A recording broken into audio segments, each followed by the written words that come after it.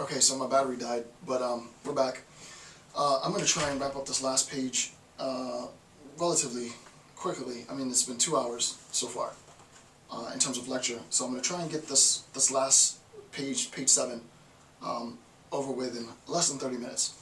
Okay, so just really quick on the bottom of page 6 where we ended, the idea is that there is a uniform obligation of service, and no one escapes that obligation of service, including the leader.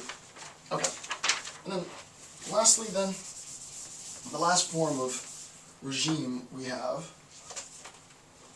all of these, which should be clear, right? All of these three that I'm describing now, that I will describe in a second, is in opposition to the virtuous regime, right?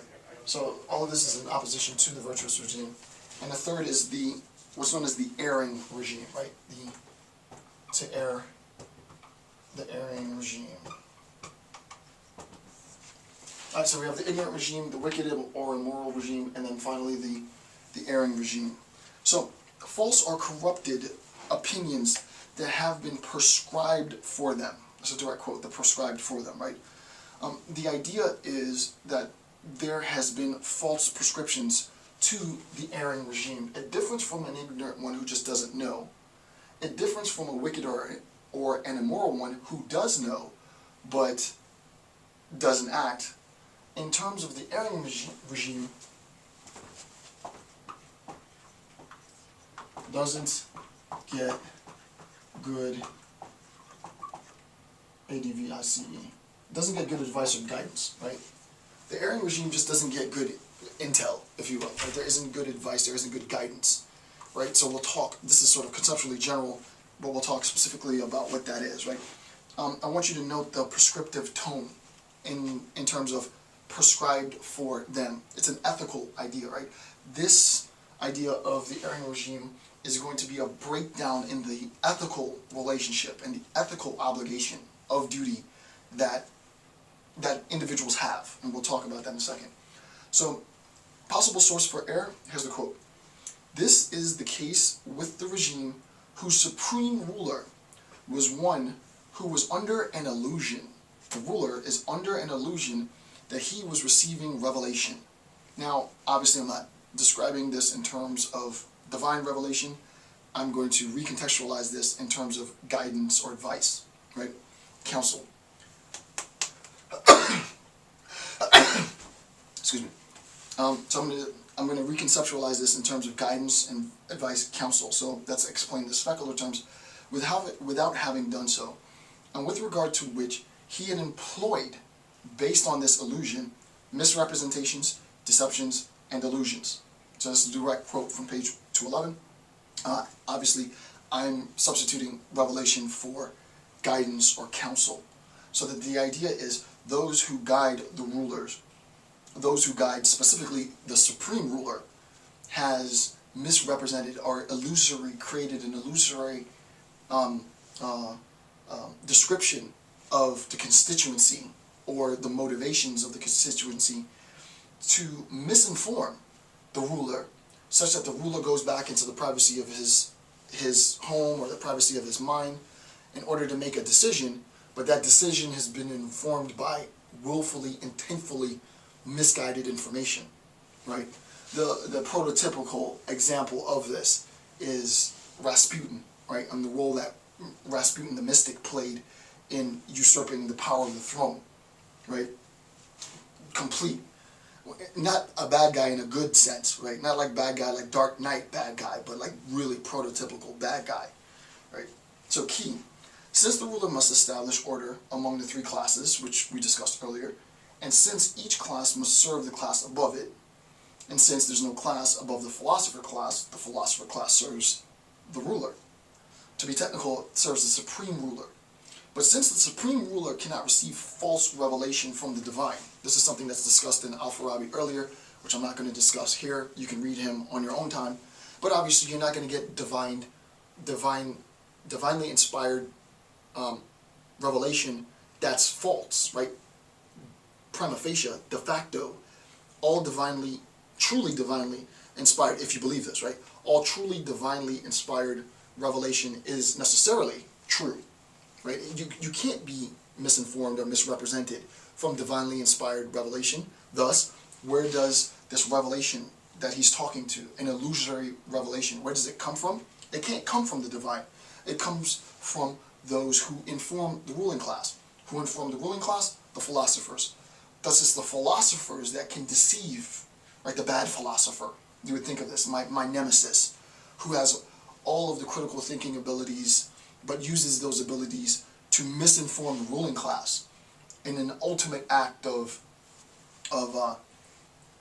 undermining the identity of the philosopher, really, right? It's sort of a self-loathing philosopher, in an ultimate act of undermining their identity, their role, their function as service to the ruling class, misinform the ruling class to become rulers themselves, right? The desire to be rulers as philosopher.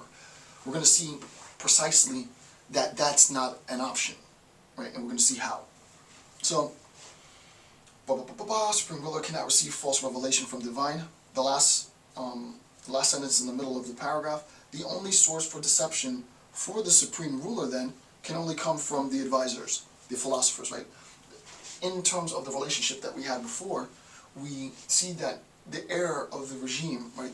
Insofar as the regime errs, it errs because its advisors have erred.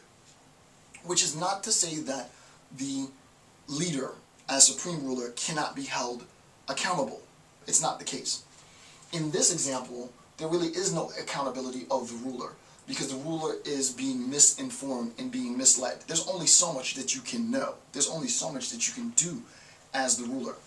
For me, it's not as bad as this, where the ruler actually is himself, in a very paradoxical sense, sort of undermining his own chain of command, right? The ruler puts himself in a position and then creates a state in which the state is directed towards the destruction of the state itself. And then obviously if you destroy the state, you undermine your command, right? Because you're killing your own people. Prima facie, you undermine what it is to be political, right? Because there's this relationship between the population and the regime, and if you destroy the population, there's no one to control, right? So the erring regime isn't that maniacal, right? It isn't disregarding knowledge. It's being misinformed, right? So here's an extended citation that I wanted to, it actually didn't take as long as I thought it would. Here's an extended citation that I wanted to address so that you can see firsthand how this manifests, because the logic is a bit tricky, not too complicated, but to begin with, the philosopher, even his philosophy or the wisdom he seeks remains incomplete so long as he does not possess perfect mastery. This is why I use the word master, right? Perfect mastery in imitating the rational or theoretical knowledge of his possession in order to teach it to the young or to present it to the multitude. As a philosopher, you have the responsibility to teach and to present it via education. We talked about this for 2 hours with respect to Socrates' role as the first martyr for philosophy. This lack becomes an, existential defect. I spelled that wrong. Existential defect when he is faced with the task of, the philosopher, is faced with the task of governing a city and educating it. The idea is you can't do both. You can't both govern and educate, right? You undermine your identity, your function, your functionality within the state if you, the philosopher, also seek to become ruler. But if you seek to be ruler, if you assume the role of Rasputin and use your knowledge and your ability to manipulate in order to deceive those who you are supposed to be serving so that you become ruler, well, I mean, there's no more egregious offense for the philosopher. Similarly, like in the wicked, immoral regime, there's no more egregious offense than the ruler killing intentfully mass, droves of his own people. His very quality as philosopher, that is, one who devotes himself to theoretical knowledge, irrespective of its use in relation to society, disqualifies him as a ruler. The very fact that, and this is genius, right? The very fact that I have devoted myself to theoretical knowledge irrespective of its use in relation to society. Not ideologue in a negative sense, the ideologist, the ideologue who devotes himself for the rest of his life strictly to contemplation of theoretical relations of ideas in its most abstract, in the Heideggerian sense, if you really want to go crazy, right? You're not fit to be a ruler. That disqualifies you from being a ruler, right? No, you analyze, your job function is to analyze ideas and inform those who apply it. You can apply it theoretically. I do this all the time. You can talk about operationalizing content, sure, right? But the very fact that you are a philosopher disqualifies you because you've been appropriated. Your position has been appropriated by the ruler. As we saw earlier, Al-Farabi says that the ruler is the one who is responsible for social stratification between the philosopher, the follower, the citizen, and it's he who makes the distinction, or she who makes the distinction of who fits where. For you to attempt to usurp as philosopher, since you recognize, like in a sense, I'm one step away from the highest power, for you to usurp your job function as educator and try to become ruler disqualifies you. You can't do it because your job function is such that you are there to contemplate ideas, and the rulers need you to do that, right? They need you to do that. Now, if you're an ignorant regime, part of that ignorance is because you don't know what you should be doing. And what you should be doing is you should be utilizing philosophers in sort of a general sense, but in a much deeper sense. I don't mean PhD philosophers, like not professional philosophers, right? You should be, though it doesn't hurt, you should be employing individuals capable of systemic analysis, abstract thought, program evaluation, dense, rigorous ideological deconstruction, formulaic, abstract, logical relationships on a mathematical and a social level. You employ these people, literally, and figuratively, employment in terms of a check, but employment in terms of you create a social function for these people so that these people have a means of doing what they do best, right? And what they do best is up for debate. But the political needs to do that. If they don't do that, if they're unaware of that, then they're ignorant.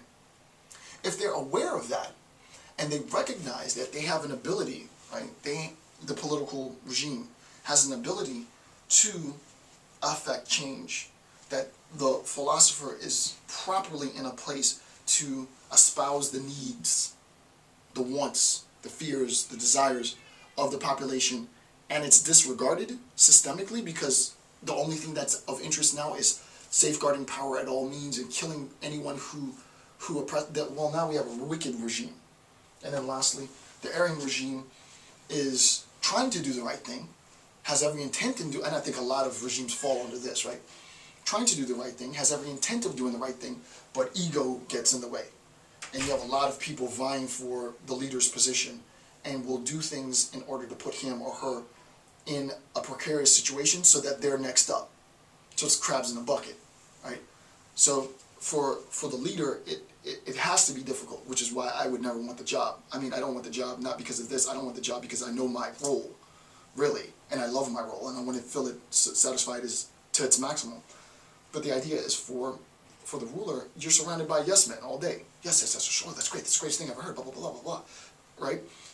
Everybody's telling you to do it, no one's giving you any guidance, so you're surrounded by people that think everything you've ever said is the most genius thing ever. Partly they do this because they're plotting against you, and they want your position, and they recognize that if they misinform you, you're going to do the wrong things, you'll get booted, and they'll take your spot. And exactly the same thing will happen to them, and on and on and on. Right? This is an erring regime, and it's functional, but its function is to satisfy the gratification of a very, very select few. Right? And it's very, very problematic. And for me personally as philosopher, it's because I'm not a ruler, so this doesn't affect me, and ignorance is not even in the equation for me as philosopher. So for me, this is the most tragic, personally. Other people would, argue otherwise. But you as assuming the role of advisor, take that responsibility and should give critical assessment, unbiased, unmitigated, undetached by ethics or emotion or attachment to anything, the most logically rigorous, objective advice. That's it. That's all you do. And then you die. If you can't do that, you shouldn't be in this position. Right? So, yes, that concludes my rather very long analysis of Al-Farabi's initial section, 2.0. There's still a ton left to cover. So I hope this informs a greater, more complex understanding of advanced theories in political philosophy. Not that the theory was necessarily in any sense any way hard to understand, but it's a good foundational account for us to have sort of a recognition of the rootedness of theoretical political theory, right? Or, yeah, theoretical political theory. So with that, I want to thank you for taking the time to watch my videos. I'm Dr. Jason J. Campbell. Have a good day.